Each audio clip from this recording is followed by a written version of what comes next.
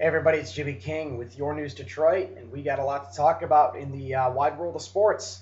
Let's start off with the World Cup 2010 World Cup South Africa. United States got their draw. Looks like we're going to be playing England, opening that off on June the 12th, 2010. That's right, this June coming up, 6.5 months away. U.S. opening up against our military allies over across the seas, the English. Looking forward to it.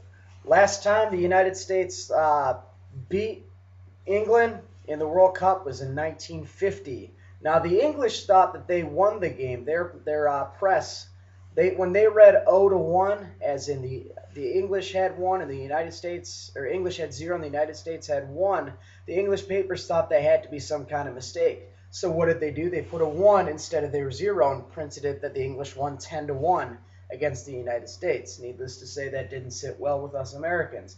But we haven't won again. We haven't beaten them in World Cup play since that date in 1950. So what a great way to start off the World Cup than playing the Brits overseas. I'm looking forward to it. United States looks like they have a great team this year. They got seeded in Group C. We're playing Slovenia, who's ranked 33rd in the world right now, and Algeria, they're ranked 28th. So two weaker teams paired up with 9th ranked England. The United States is sitting at 14, and we're sitting pretty right now. We're sitting pretty. Last year, if you recall, the United States beat the world's top team, the Spanish, 2-0. 2-0. Beat the Spanish 2-0. And a lot of people are picking Spain to win the World Cup this year. They're still first in the World Cup, or in FIFA rankings. Brazil's sitting at number 2. U.S. almost beat Brazil last year too. We lost 3-2 in the 90th minute, I believe. But we were up 2-0 at halftime. So the United States team, we have a lot of potential. It's going to be. We got a couple guys injured right now, including our central defender Aguchi Onyewu. If we can get him healthy, and if we can keep the youngsters healthy, Charlie Davies, Josie Altidore, players like that, then look for the United States to be a real force in the World Cup next year. I'm looking forward to it. It's a good time. It's going to be a perfect timing after the Winter Olympics, after the United States takes home a whole bunch of golds from that too. That's only in Canada, so we should be taking a lot from Canada, considering it's like home court advantage, because we pretty much consider Canada our 51st state anyway.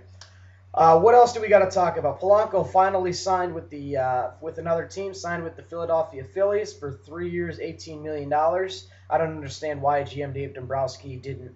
Why couldn't he match that? 3 years, 31. We're paying Dontrell Willis, what is it, like upwards of $10 million a year, and you can't even sign a 3-time Gold Glove second baseman for more than that. That's beyond me. Obviously he sees something in Scott Sizemore than I see, and all I see are injuries every single season. So maybe Scott Sizemore can produce. He's 24 years old. Personally, I'd rather have that consistent 300 hitter with medium power in my lineup, but hey, I'm just a fan. Lions-Bengals coming up today. Lions are going to be in Cincinnati. I'm not too sure how that's going to go. Personally, I think Carson Palmer and Chad Ochocinco and Cedric Benson, the NFL's top running back, are going to light up the Lions defense this week. Lions have shown some hope on defense. Louis Delmas is starting to come along. The interior linebacking core starting to come along a little bit more. I posted a column earlier in the week about how the Lions should try to. Their draft is pretty much going to go defensive tackle or defensive end. The defensive line's just terrible, and we need to start. Either find a free agent or find.